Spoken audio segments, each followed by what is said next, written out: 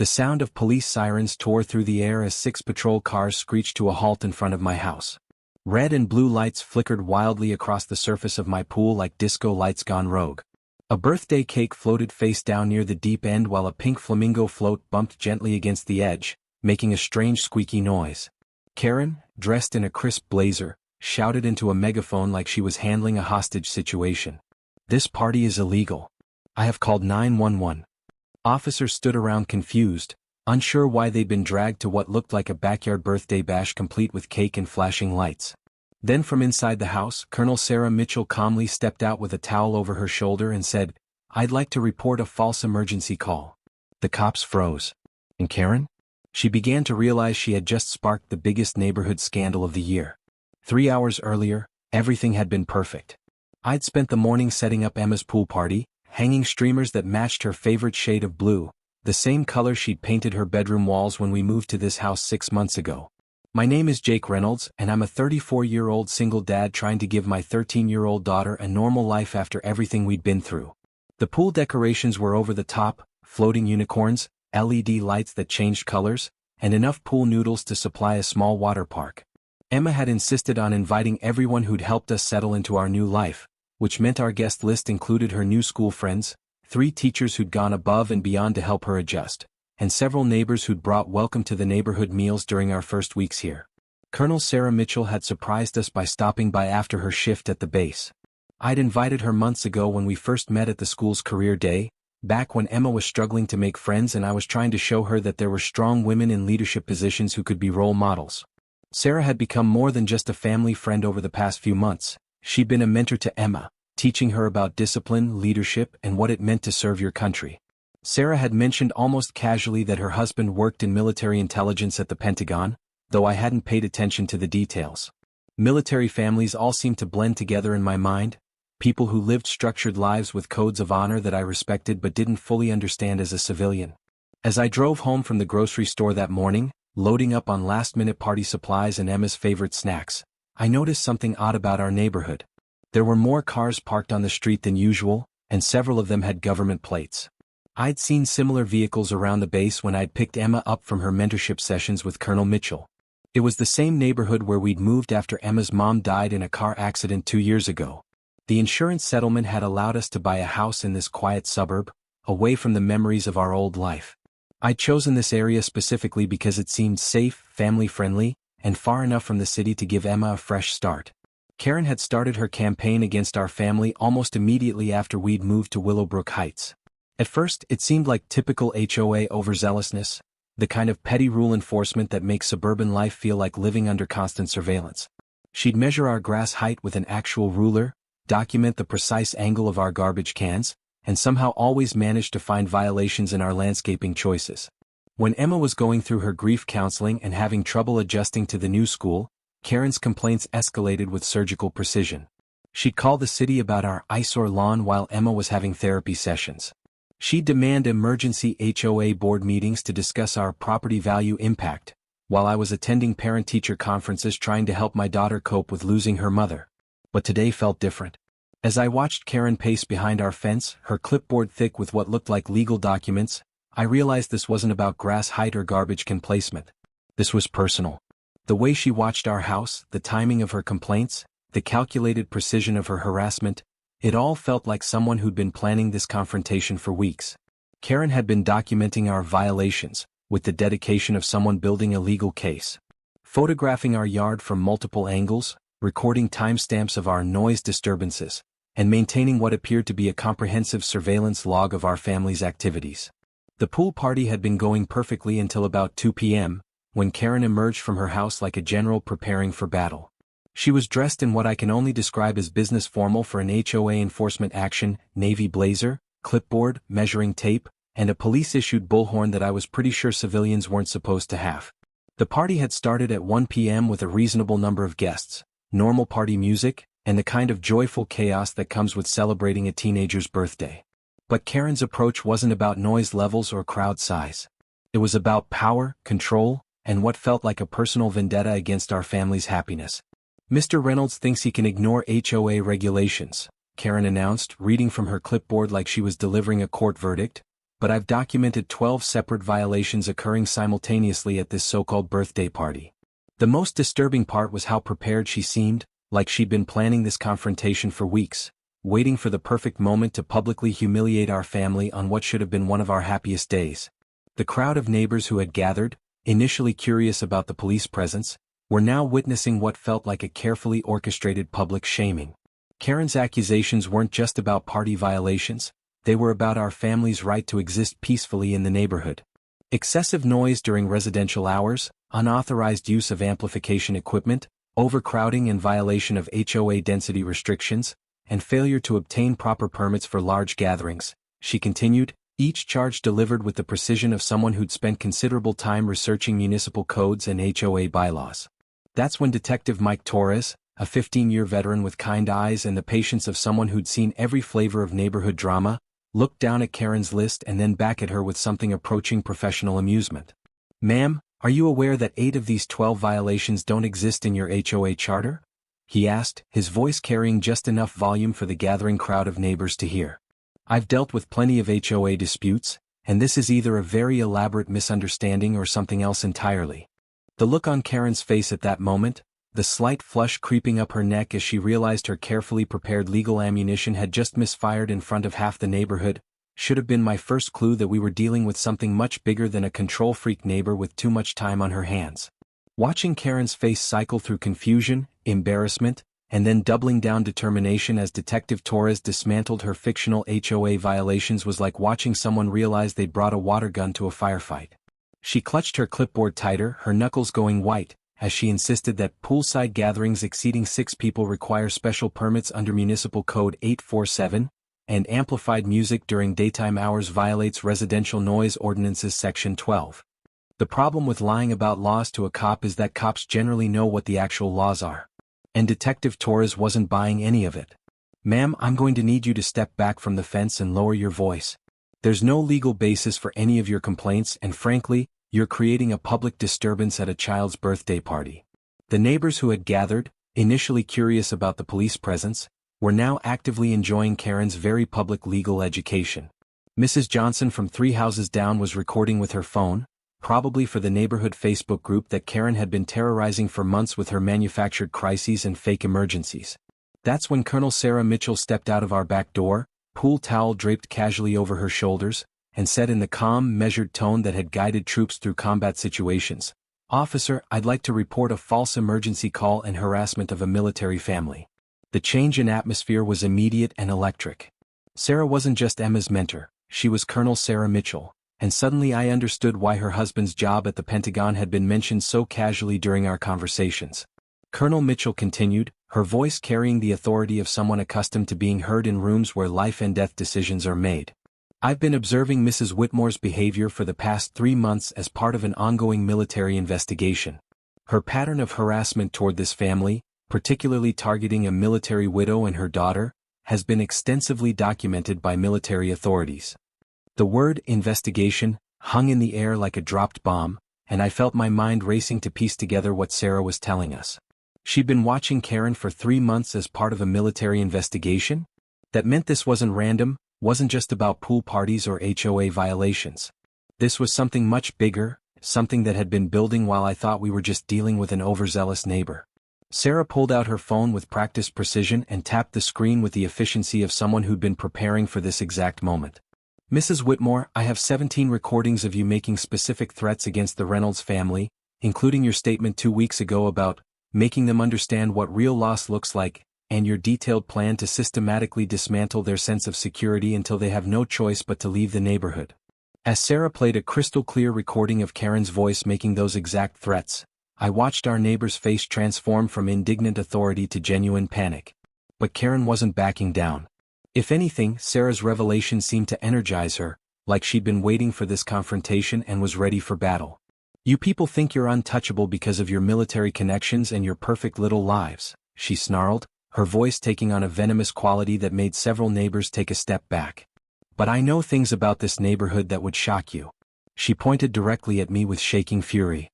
"That man doesn't belong here. His family doesn't belong here with their military drama and their constant government connections. And I've been working very hard to make sure everyone understands exactly what kind of people they are. There was something in her voice, a hint of knowledge that made my stomach drop. The way she emphasized working very hard, like she had access to information that went beyond normal neighborhood observation. Sarah stepped closer to me and spoke quietly, but not so quietly that Karen couldn't hear every word. Jake, everything is falling into place exactly as we planned. The military task force has been waiting for Karen to escalate to this level of public harassment with multiple witnesses present, including law enforcement and community members. The implication hit me like cold water. This birthday party hadn't been coincidental. Sarah's presence, the timing, even my decision to have a larger celebration than usual, it had all been orchestrated as some kind of elaborate military operation designed to get Karen to expose herself. Mrs. Whitmore has been under military surveillance for months as part of a much larger investigation into security breaches, classified information theft, and systematic targeting of military families using illegally obtained government data, Sarah continued, her voice carrying the confidence of someone executing a carefully planned strategy. The revelation that we'd been part of some military sting operation should have made me angry, but honestly, after months of feeling helpless against Karen's escalating harassment, learning that someone had been building a case was mostly relief. Sarah's next words confirmed that this was about something much bigger than a neighborhood dispute. Mrs. Whitmore, military investigators have documented your access to classified military records, deployment schedules, and family information that you had no legal right to possess. Information you've been using to target military families with maximum psychological impact during their most vulnerable moments. Karen's face at hearing this accusation was like watching someone realize their entire world was about to collapse.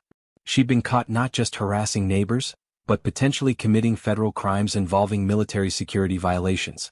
That's when Councilman Derek Ashford came practically sprinting across our lawn, his usually perfect political smile replaced by barely controlled panic. Karen, we need to leave right now. They know about Operation Blackwater, and worse, they know about the classified database. His words hit Karen like a physical blow, and for the first time since this whole circus began, I saw genuine fear in her eyes. Not embarrassment, not anger, but the kind of bone-deep terror that comes from realizing your secrets are about to become very, very public.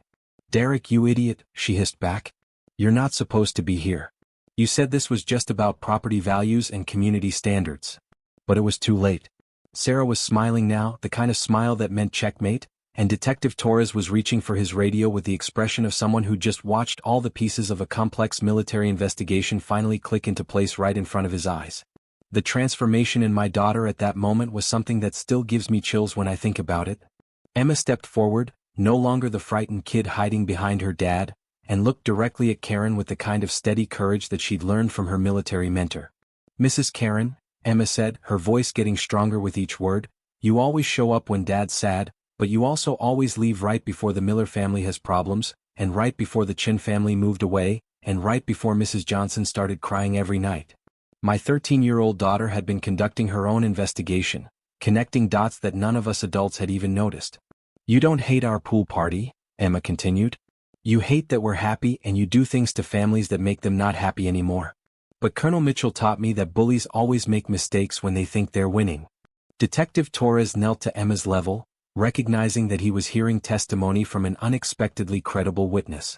Sweetheart, can you tell me more about these other families? Emma nodded, pulling out her phone with confidence. I made a list because I wanted to help Dad understand why Mrs. Karen is so mean to us. Look. She showed him a notes app filled with dates, family names, and detailed observations that would make a professional investigator proud. The Millers had their car vandalized 3 days after Mrs. Karen started complaining about their fence. The Chens were reported to the city for illegal business operations the week after Mrs. Karen saw them having a family barbecue. Mrs. Johnson's husband left her right after Mrs. Karen started spreading rumors about her having an affair with the mailman. Karen's face had gone from flushed to completely pale as she listened to my daughter's methodical recitation. Those are coincidences, she managed to say, but her voice lacked conviction. I can't help it if some families don't understand community standards and face natural consequences for their behavior. But Emma wasn't finished, and what she said next would become key evidence in a military investigation. Mrs. Karen, you said something mean about the Miller family last week when you thought no one could hear you. You were talking to someone on your phone and you said, another problem family solved just like the others. 23 down, and Mr. Reynolds makes 24. The way Emma delivered that line with perfect recall and devastating clarity hit the crowd of neighbors like a bombshell. Detective Torres stood up, his expression serious as he processed what he'd just heard. Mrs. Whitmore, we've received 23 separate harassment complaints related to addresses in this area over the past 18 months. That's an unusual pattern for what you're claiming are legitimate community concerns. He flipped through his notepad, reading dates and complaint summaries that painted a picture of systematic intimidation. Noise complaints filed during hours when families were at military deployments or funerals. Parking violations reported for cars that belonged to visiting chaplains or grief counselors. False reports about unleashed pets, illegal business operations and code violations that consistently target military families dealing with deployment stress, combat injuries or family emergencies. The pattern wasn't random neighborhood enforcement. It was psychological warfare aimed specifically at military families when they were most vulnerable. That's when Karen made her first major legal mistake. Instead of calling a lawyer, she doubled down with righteous fury. "You don't understand what I've sacrificed for this community," she shouted, her composure finally cracking. "I've spent years protecting these families from themselves, making sure the wrong kind of people don't destroy what we've built here. This neighborhood was perfect before all these military families started moving in with their deployment drama, their PTSD issues, their constant crises that bring down everyone's property values." Each word was digging her legal grave deeper, but she seemed incapable of stopping. The Miller family was running an illegal daycare for military kids. The Chens were operating a restaurant out of their garage to support other deployed families. And don't get me started on what the Johnsons were doing with their supposed book club meetings for military spouses. "I documented everything just like Derek taught me to do," she continued.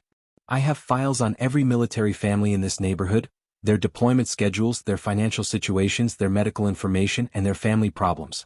Someone has to keep track of who belongs here and who doesn't." Detective Torres was writing furiously, documenting admissions of surveillance, harassment, and potentially illegal access to classified military information. But what chilled me most was when Karen turned toward Emma and said, with a smile that didn't reach her eyes, "Even smart little girls don't understand everything they think they see. Some problems require adult solutions that children can't comprehend." The implicit threat toward my daughter made every protective instinct flare to life.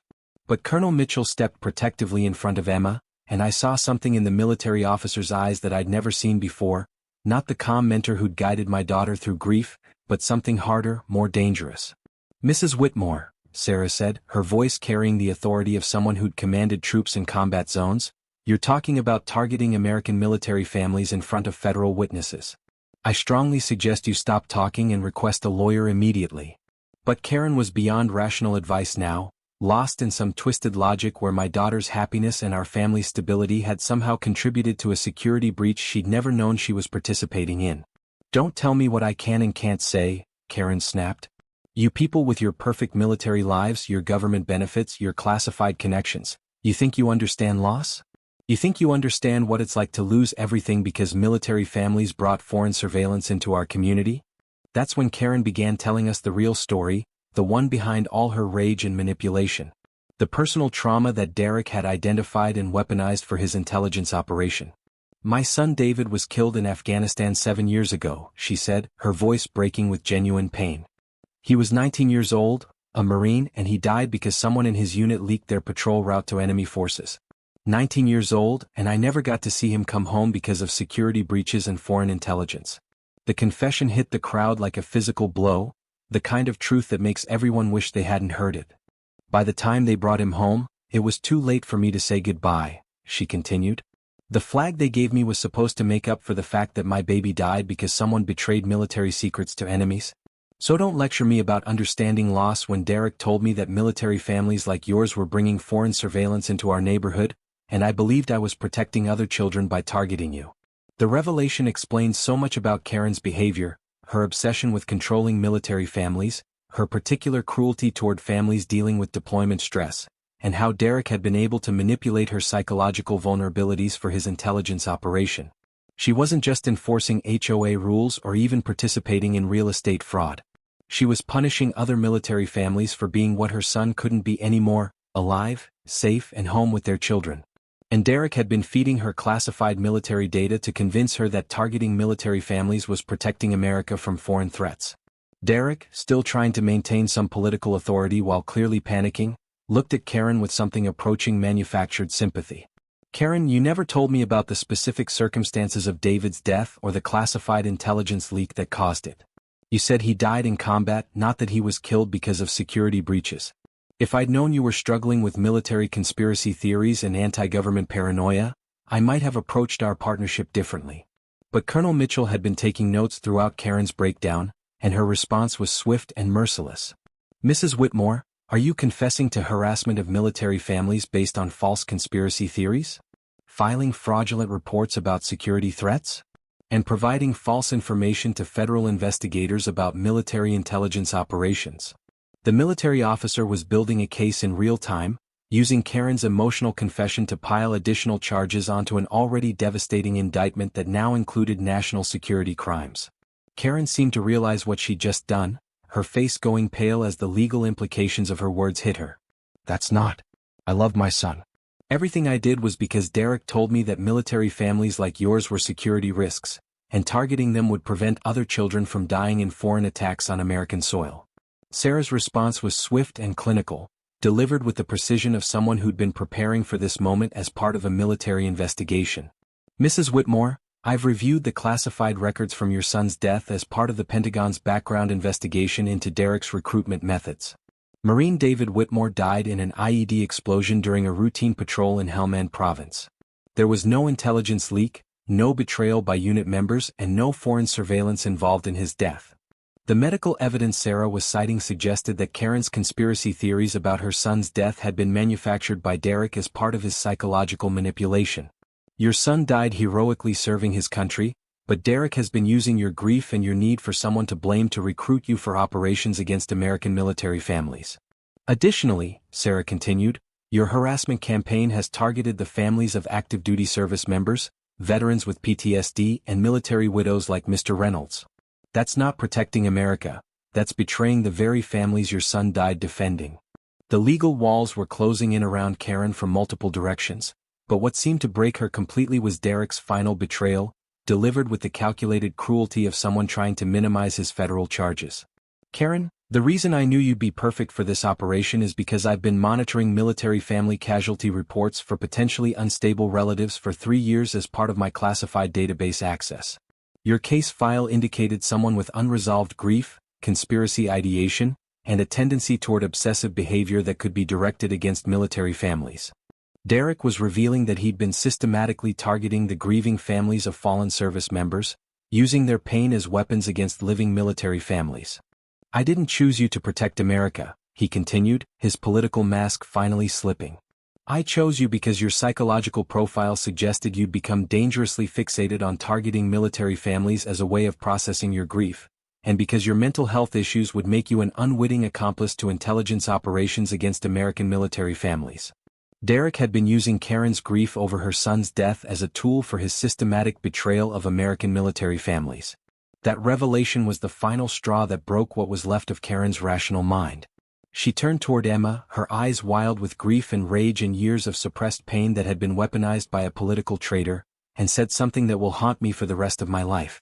If my David couldn't come home, if my Marine couldn't beat the enemy, if I couldn't save my child from foreign attacks, then why should military families like yours get federal protection when Derek told me you were all security risks bringing foreign threats to our children? She lunged toward my daughter with a kind of desperate fury that comes from someone who has finally lost all connection to reality and discovered they'd been betraying their own country. Colonel Mitchell tackled Karen before she could reach Emma, but the intent was clear and terrifying. This woman, in her final breakdown, was willing to hurt a child to make her pain feel more justified, even after learning she'd been systematically targeting American military families for a political operative's personal gain. As they loaded Karen into the back of a police car for psychiatric evaluation before facing federal charges, she was still talking, still insisting that Derek had told her the military families were foreign agents, that everything she'd done had been to protect American children from classified threats. The cognitive dissonance was complete. Even faced with overwhelming evidence of her manipulation by a political traitor and the devastating consequences of her unwitting participation in operations against American military families, Karen couldn't accept that she'd been used, that her grief had been weaponized against the very people her son had died protecting. Two black SUVs pulling into our driveway wasn't exactly how I'd pictured Emma's birthday party ending, but at this point, nothing about this day was following any script I could have imagined. Agent Michael Rodriguez stepped out of the lead vehicle with the kind of professional calm that suggested he'd been watching our neighborhood drama unfold from a distance, waiting for exactly the right moment to make his entrance. He flashed his badge to Detective Torres, who nodded like he'd been expecting this development, and then walked directly to Derek Ashford with the confidence of someone holding all the cards.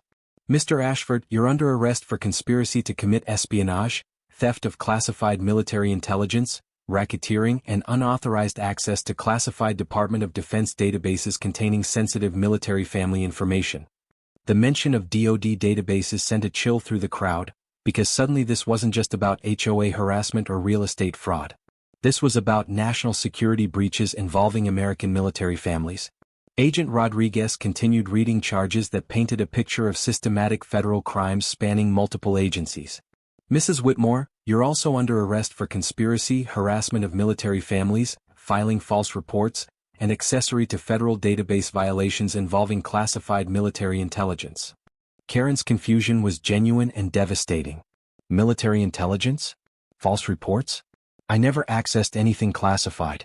"Derek, tell them this is about community standards." But Derek was already being read his Miranda rights, and the look on his face suggested that throwing Karen under the bus had been his plan all along. Colonel Mitchell stepped forward, revealing herself as something other than just Emma's mentor. "Mr. Reynolds, I owe you an explanation," she said, her voice carrying genuine regret. "Military intelligence approached me 6 months ago about suspicious patterns in classified database breaches affecting military families receiving federal assistance. Your family's harassment matched a pattern they'd identified in 18 other districts where military families were being systematically targeted using illegally accessed government data. The revelation that we'd been part of a military sting operation involving national security crimes should have made me angry, but after months of feeling helpless, learning that someone had been building a case was mostly relief." Agent Rodriguez opened a thick folder and began reading charges that revealed the true scope of the conspiracy. "Mrs. Whitmore, you used classified federal data provided by Mr. Ashford to identify military families, veterans with PTSD, families with children receiving specialized medical care through VA programs, and families dealing with deployment stress or combat injuries. You then used that classified information to target them for systematic harassment, making their lives so miserable they'd sell their properties below market value to shell companies controlled by Derek Ashford's development group." Each word was revealing layers of federal crimes that went far beyond simple fraud into systematic targeting of American military families. But the most devastating revelation was still coming. Derek, deciding that cooperation was his only chance at avoiding life in federal prison, started talking before his lawyer could stop him. The Sunset Ridge Development Project was just a cover for Operation Silent Valley, a classified NSA surveillance program that I was selling information from to foreign real estate investors. I needed military families to sell their properties quickly and quietly, so I used Karen to create systematic harassment campaigns that would force American military families out of neighborhoods where the NSA had established surveillance infrastructure. Karen's face showed complete betrayal as she realized she'd been unknowingly participating in what amounted to espionage against American military families. Agent Rodriguez turned to Colonel Mitchell with professional respect. "Colonel Mitchell, your cooperation with this investigation has been invaluable. The military sting operation allowed us to document not just the local fraud scheme, but the classified database access and NSA surveillance data theft that connects this case to foreign intelligence operations targeting American military infrastructure." Sarah looked at me with guilt. "Jake, when military intelligence showed me the scope of Derek's classified database access, I knew we had to stop him. Your family was specifically selected because Derek's research showed that your neighborhood contained crucial NSA surveillance infrastructure, and he needed all the military families cleared out to sell that intelligence to foreign buyers. The revelation that our neighborhood had been targeted because it contained classified NSA surveillance infrastructure was the twist that changed everything. Karen hadn't just been harassing families for property values, she'd been unknowingly participating in espionage, systematically targeting American military families to clear them away from classified government surveillance equipment that Derek was planning to expose to foreign intelligence services. Operation Silent Valley involved selling locations and technical specifications of classified NSA surveillance infrastructure to Chinese and Russian intelligence services, Agent Rodriguez continued. Mr. Ashford needed those neighborhoods cleared of military families who might notice unusual activity around government equipment installations. That's when Karen's composure finally shattered as she realized what she'd been manipulated into doing. You told me these families were security risks. You said they were bringing foreign influence into our community. You made me believe I was protecting America. But Derek's response was the final betrayal. Karen, you were the perfect weapon because you believed it. I needed someone who would target military families without questioning the mission, someone whose personal trauma would make them ruthless enough to clear out American veterans and their children for foreign intelligence operations. The revelation that she'd been systematically betraying American military families while believing she was protecting them sent Karen completely over the edge. 6 months later, as I sat in my backyard watching Emma swim laps in the same pool where this whole nightmare had started, I was still processing everything that had happened on her 13th birthday. The federal proceedings had moved swiftly once the Pentagon's evidence became public and the scope of Derek's espionage operation was revealed to congressional oversight committees. Derek Ashford pleaded guilty to 47 federal charges, including conspiracy, racketeering, espionage, selling classified NSA surveillance data to foreign intelligence services, and systematic targeting of American military families. He received life in federal prison without parole, plus an additional 250 years. His political career was destroyed, his security clearance permanently revoked, and his name added to the Federal Traitors Registry. Karen's case was more complicated, involving extensive psychiatric evaluation, competency hearings, and ultimately a federal conviction that balanced criminal responsibility with recognition of her mental health issues and psychological manipulation by a political traitor.